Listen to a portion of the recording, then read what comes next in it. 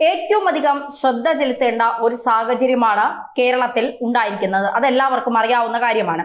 ദില്ലി സ്ഫോടന പരമ്പര 13ഓളം പേരുടെ ജീവനെടുത്ത ആ ഭീകരാക്രമണത്തിന് പിന്നിൽ അതിന്റെ നെറ്റ്വർക്കുകൾ സൂക്ഷ്മമായി പരിശോധിച്ചെത്തിയപ്പോൾ NIA എത്തി നിൽക്കുന്നത് കേരളത്തിലും, അതും തലസ്ഥാന നഗരിയിൽ. കേരളത്തിലെ ആഭ്യന്തര വകുപ്പ് കൈകാര്യം ചെയ്യുന്ന മുഖ്യമന്ത്രിയുമായി കേന്ദ്ര അന്വേഷണ ഏജൻസികൾ ഉടനടി ഇതുമായി ബന്ധപ്പെട്ട ചില വിവരങ്ങൾ കൈമാറുമെന്നാണ് സൂചന. ഈ ഘട്ടത്തിൽ ലഭ്യമാകുന്നത് ഏറ്റവും പ്രധാനപ്പെട്ട കാര്യമാണ്. കാരണം കേരളത്തിൽ പലയിടത്തും സ്ലീപ്പർ സെല്ലുകൾ പ്രവർത്തിക്കുന്നു. അവർക്കുള്ള സുരക്ഷിത താവളമായി കേരളത്തിലെ പല ജില്ലകൾ മാറുന്നു എന്നുള്ള വളരെ ശ്രദ്ധേയമായ ഒരു മുന്നറിയിപ്പ് കൂടിയാണ് കിട്ടിയിരിക്കുന്നത്. ഇതിനു മുൻപും കേരളത്തിന് സമാനമായ അലേർട്ട് സാഹചര്യം ഉണ്ടായിട്ടുണ്ട്. അങ്ങനെ NIA സംഘം കേരളത്തിലെ 3 ജില്ലകളെ ലക്ഷ്യമിട്ട് തന്നെയാണ് കുതിച്ചിരിക്കുന്നത്. ചെങ്കോട്ട സ്ഫോടനത്തിൽ അന്വേഷണം തുടരുന്നതിനിടയിലാണ് രാജ്യത്തുള്ള ജെയ്ഷെ സ്ലീപ്പർ സെല്ലുകളെ കണ്ടെത്താൻ വേണ്ടി NIA വ്യാപകമായി പരിശോധന നടത്തുന്നത്. ഏറ്റവും പ്രധാനപ്പെട്ട ദൗത്യവും ഇത് തന്നെയാണ്. രാജ്യത്തിനകത്ത് ഒളിച്ചിരിക്കുന്ന സാധാരണക്കാരിൽ സാധാരണക്കാരായി നമുക്കൊപ്പം തന്നെ ഇടപഴകി ജീവിക്കുന്ന അവരെയൊക്കെ തന്നെ കണ്ടെത്തി വൈറ്റ് കോളർ ഭീകരതയിൽ നിന്ന് രാജ്യത്തെ മുക്തമാക്കുക എന്ന ലക്ഷ്യത്തിന്റെ അടിസ്ഥാനത്തിൽ തന്നെയാണ് ഈ നീക്കം. വൈറ്റ് കോളർ ഭീകര സംഘത്തിൽ കൂടുതൽ പേർ ഇനിയും ഉണ്ട് എന്നുള്ള നിഗമനം NIA സംഘത്തിനുണ്ട്. അവർ രാജ്യത്തിന്റെ പല കോണുകളിലായി പല സംസ്ഥാനങ്ങളിലായി സാധാരണ ജനങ്ങളെ പോലെ ജീവിച്ചു പോരുന്നു. രാജ്യത്ത് ജെയ്ഷെ സ്ലീപ്പർ സെല്ലുകൾ ഉണ്ടാക്കാനായി ചെങ്കോട്ടയിലെ ചാവേറെ പോലുള്ള ഉമർ മുഹമ്മദ് ആളുകളെ റിക്രൂട്ട് ചെയ്യുന്നതിന് വേണ്ടിയിട്ടുള്ള തയ്യാറെടുപ്പുകൾ നടത്തിയിട്ടുണ്ടായിരുന്നു. അതിന്റെ നിർണായക വിവരങ്ങൾ കിട്ടിയപ്പോഴാണ് ഇതേക്കുറിച്ചുള്ള അന്വേഷണം മറ്റ് സംസ്ഥാനങ്ങളിലേക്കും ഇപ്പോൾ NIA എത്തുന്നത്. ഇങ്ങനെ ഒരു വലിയ നെറ്റ്വർക്ക്, ഒരു വലിയ ശൃംഖല ഉണ്ടാക്കുന്നതിനിടയിൽ ഇയാൾ സോഷ്യൽ മീഡിയയിൽ കൃത്യമായ ഒരു ആസൂത്രണം നടത്തിയിരുന്നു. ഇതൊക്കെ പുരോഗമിച്ചു കൊണ്ടിരിക്കുന്നതിനിടയിലാണ് അബദ്ധവശാൽ സ്ഫോടനം നടത്തേണ്ടി വന്നത്. അൽഫല എന്ന ട്രസ്റ്റിനെ കുറിച്ചുള്ള വിവരശേഖരണം സംസ്ഥാന ഇന്റലിജൻസും കൃത്യമായി അന്വേഷിച്ചു തുടങ്ങിയിരിക്കുകയാണ്.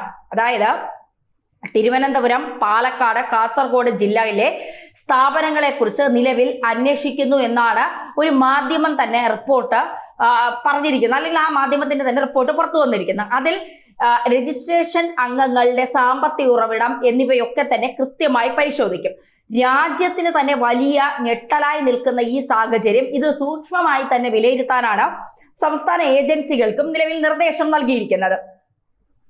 അതായത് ഈ വിവിധ സംസ്ഥാനങ്ങളിൽ അൽഫല ട്രസ്റ്റുകൾ ഉണ്ട്. അതിന്റെ പശ്ചാത്തലത്തിൽ ഇവിടെ സംബന്ധിച്ച് കേന്ദ്ര ഇന്റലിജൻസ് അന്വേഷണം തുടങ്ങിയിട്ടുണ്ട്. ഇതിനു പുറകെയാണ് സംസ്ഥാനത്തെ ഇന്റലിജൻസും ഈ വിഷയത്തിൽ ഗൗരവമായി തന്നെ അന്വേഷണം നടത്തുന്ന എന്ന റിപ്പോർട്ട് വരുന്നത്. ന്യൂഡൽഹി ആസ്ഥാനമായിട്ടുള്ള അൽഫല ചാരിറ്റബിൾ ട്രസ്റ്റിന് കീഴിലാണ് ഫരീദാബാദിലെ അൽഫല യൂണിവേഴ്സിറ്റി പ്രവർത്തിക്കുന്നത്. ദക്ഷിണേന്ത്യയിലും നിരവധി അൽഫല ട്രസ്റ്റുകൾ പ്രവർത്തിക്കുന്നുണ്ട്. ഈ ട്രസ്റ്റുകൾക്ക് കീഴിൽ പ്രധാനമായും മദ്രസകളും ഇസ്ലാമിക വിദ്യാഭ്യാസ സ്ഥാപനങ്ങളും ഒക്കെ പ്രവർത്തിക്കുന്നുണ്ട്. ഇവർക്ക് ഡൽഹിയിലെ ട്രസ്റ്റുമായുള്ള ബന്ധം കേന്ദ്ര ഇന്റലിജൻസ് പ്രധാനമായി അന്വേഷിക്കുകയാണ്. ഇതിനിടയിലാണ് കേരളത്തിലെ ചില സ്ഥാപനങ്ങൾ കൂടി ഇത്തരത്തിൽ അന്വേഷണത്തിന്റെ റഡാറിലേക്ക് എത്തിയിരിക്കുന്നത്. അതായത് ഏറ്റവും പ്രധാനപ്പെട്ട വിവരങ്ങളാണ് NIA സംഘത്തിന്റെ കണ്ണ് കേരളത്തിൽ കൂടി എത്തുന്നു എന്നുള്ളത്. കേരളത്തിൽ പ്രധാനമായി 3 സ്ഥാപനങ്ങളെ കുറിച്ചുള്ള വിവരമാണ് കിട്ടുന്നത്. വൈറ്റ് കോളർ ഭീകര മെഡ്യൂളുകളിൽ സ്ഥാപനമായിട്ട് തന്നെയാണ് ഹരിയാനയിലെ യൂണിവേഴ്സിറ്റിയെ ഇതിനോടകം തന്നെ അന്വേഷണ സംഘം വിലയിരുത്തുന്നത്. അവർ അങ്ങനെ തന്നെയായിരുന്നു പ്രവർത്തിച്ചു പോന്നിരുന്നത്. അതായത് ഈ കേന്ദ്ര ഏജൻസി ഇക്കാര്യം കണ്ടെത്തിയിട്ടുമുണ്ട്. ഡൽഹി ഭീകരാക്രമണവുമായി ബന്ധപ്പെട്ട അറസ്റ്റിലായിട്ടുള്ള ഡോക്ടർമാർ ഏതെങ്കിലും തരത്തിൽ യൂണിവേഴ്സിറ്റിയുമായി ബന്ധമുള്ളവരാണ് എന്ന് മനസ്സിലാക്കാൻ കഴിഞ്ഞിട്ടുണ്ട്. അങ്ങനെയാണ് ഈ ലിങ്ക് ഏറ്റവും ഒടുവിൽ ഈ യൂണിവേഴ്സിറ്റിയിലേക്ക് മാത്രമായി ചുരുങ്ങി നിൽക്കുന്നത്. കുറച്ചുകൂടി പിന്നിലേക്ക് ചിന്തിക്കുകയാണെങ്കിൽ, അതായത് 2025 നവംബർ മാസം 10-ാം തീയതി ഡൽഹിയിലെ തന്നെ ചെങ്കോട്ടയിൽ മെട്രോ സ്റ്റേഷൻ സമീപത്ത് ഹുണ്ടായി i20 കാർ പൊട്ടിത്തെറിച്ച് നിരവധി പേർക്ക് പരിക്കേൽക്കുകയും 13 പേർ കൊല്ലപ്പെടുകയും ചെയ്തു. പിന്നീട് കാറിനെ കുറിച്ചുള്ള അന്വേഷണമായിരുന്നു ഏജൻസികളുടെ ഒക്കെ ഒരു ദൗത്യം.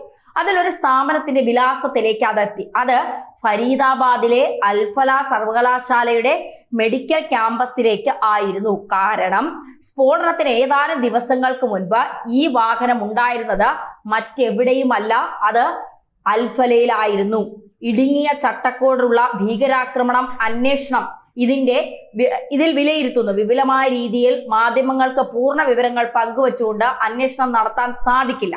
കുറ്റവാളികൾ, ഭീകരവാദികൾ അവരൊക്കെ തന്നെ ഇതിന് സഹായം ചെയ്തവരൊക്കെ രക്ഷപ്പെടാനുള്ള സാധ്യതയുമുണ്ട്.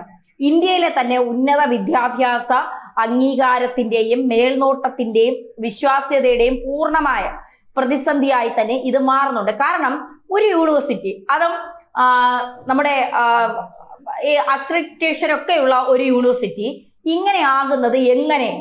ഈ ഒരു ചോദ്യമാണ് പലരും ഉയർത്തുന്നത്. പക്ഷേ അതിൽ പോലും ചില സംശയങ്ങൾ നിൽക്കുന്നുണ്ട്.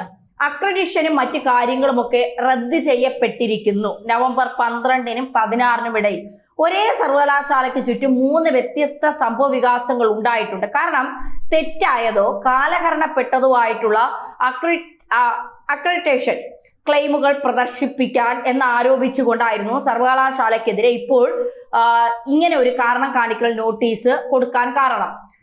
തങ്ങൾ നൽകാത്ത ഒരു അക്രഡിറ്റേഷൻ എങ്ങനെയാണ് ഇവർക്ക് കിട്ടിയത്, ഇവർ എങ്ങനെയാണ് ഇത് പ്രസിദ്ധീകരിച്ചത് എന്നാണ് സർവകലാശാല ചോദിക്കുന്നത്. അതായത് ഇവരെ സസ്പെൻഡ് ചെയ്ത് കഴിഞ്ഞു. ഈ സർവകലാശാലയെ കുറിച്ച് കൃത്യമായി തന്നെ കാര്യങ്ങൾ അന്വേഷണ ഏജൻസിക്ക് കിട്ടി. നല്ല നിലയിലല്ല ഇത് പ്രവർത്തിക്കുന്നത് എന്ന് അന്വേഷണ ഏജൻസിക്ക് വ്യക്തമായി. അതുകൂടാതെ തന്നെ ഒടുവിലായി ഡൽഹി പോലീസ്, ക്രൈംബ്രാഞ്ച് ഇവരുടെയൊക്കെ അംഗീകാരം റദ്ദാക്കി. ഇതൊക്കെ ബന്ധപ്പെട്ട വ്യാജ രേഖ ചമയ്ക്കൽ, വഞ്ചനാ കുറ്റം ഇതൊക്കെ ചൂണ്ടിക്കാട്ടിയാണ് അൽഫല സർവകലാശാലയ്ക്കെതിരെ 2 FIRകളാണ് രജിസ്റ്റർ ചെയ്തിരിക്കുന്നത്. ഒരാഴ്ചക്കുള്ളിൽ തന്നെ നിയമസാധ്യതയുള്ള UGCയുടേത് അല്ലെങ്കിൽ അത്തരത്തിലുള്ള 3 സ്ഥാപനങ്ങൾ ഒരേ സമയം അന്വേഷണ ഏജൻസികൾ, അക്കാദമിക് റെഗുലേറ്റർമാരുടെ പരിശോധനയ്ക്ക് വിധേയമാക്കി. സർവകലാശാല മാറിക്കൊണ്ടിരിക്കുകയാണ്. ഈ വിഷയവുമായി ബന്ധപ്പെട്ട് അൽഫല യൂണിവേഴ്സിറ്റി ചെയർമാൻ 2 സമൻസും ഉദ്യോഗസ്ഥർ അയച്ചു എന്ന് തന്നെയാണ് മനസ്സിലാക്കാൻ കഴിയുന്നത്. സർവകലാശാലയുടെ പ്രവർത്തനവുമായും സ്ഥാപനവുമായി ബന്ധപ്പെട്ട വ്യക്തികളുടെ പ്രവർത്തനങ്ങളുമായും ഇതൊക്കെ ബന്ധപ്പെട്ട് കിടക്കുന്നു എന്നുള്ളതാണ്. ഒട്ടനവധി പൊരുത്തക്കേടുകൾ ഈ സർവകലാശാലയുമായി ബന്ധപ്പെട്ട് നിലനിൽക്കുന്നുണ്ട്. അതുകൊണ്ട് തന്നെയാണ് സർവകലാശാല ചെയർമാനായിട്ടുള്ള ജാവേദ് അഹമ്മദ് സിദ്ദിഖിയുടെ മൊഴി നിർണായകമെന്ന് അന്വേഷണ ഉദ്യോഗസ്ഥർ കണ്ടെത്തിയത്. അതായത് ഇപ്പോഴും സ്ഫോടനവുമായി ബന്ധമുള്ള നിരവധി പ്രതികൾ ഈ സർവകലാശാലയുമായി ബന്ധപ്പെട്ടിരിക്കുന്നു എന്നാണ് അന്വേഷണ ഏജൻസികൾ വിശ്വസിക്കുന്നത്. ഇത് സ്ഥാപന രേഖകൾ, സാമ്പത്തിക ഇടപാടുകൾ, ഭരണപരമായ അംഗീകാരങ്ങൾ എന്നിവയൊക്കെ തന്നെ അന്വേഷണ സംഘം പരിശോധിക്കാനായി അവരെ പ്രേരിപ്പിച്ചിട്ടുണ്ട്. അതനുസരിച്ചുകൊണ്ട് തന്നെയാണ് അന്വേഷണ സംഘം മുന്നോട്ട് പോകുന്നത്. കേരളത്തിലും അൽഫലയുടെ വേരുകളുണ്ട്. ആ വേരുകൾ പിഴുതെടുക്കാൻ തന്നെയാണ് വിജയ് സാഖറെയുടെ നേതൃത്വത്തിൽ NIA കേരളത്തിലെത്തുന്നത്. കേരളത്തിലെ ആഭ്യന്തരമന്ത്രി പിണറായി വിജയനുമായി ഇക്കാര്യങ്ങൾ സംസാരിക്കും. പിണറായിയുടെ മൂക്കിന് താഴെയാണ് ഈ സ്ഥാപനങ്ങൾ, ഇതിന്റെ വേരുകൾ ഉള്ളത്. കൃത്യമായി സംസ്ഥാന സർക്കാരിന്റെ അറിവോടെ അല്ല എങ്കിൽ, ഇനി ആണെങ്കിലും അല്ലെങ്കിലും അക്കാര്യത്തിൽ NIA കൃത്യമായ നിലപാട് സ്വീകരിക്കും. NIAയുടെ ഈ കണ്ടെത്തലുകൾ ഒരുപക്ഷെ ഇന്ത്യയെ ഞെട്ടിപ്പിക്കുന്ന വിവരങ്ങളായിരിക്കും നമുക്ക് പങ്കുവയ്ക്കാനുള്ളത്.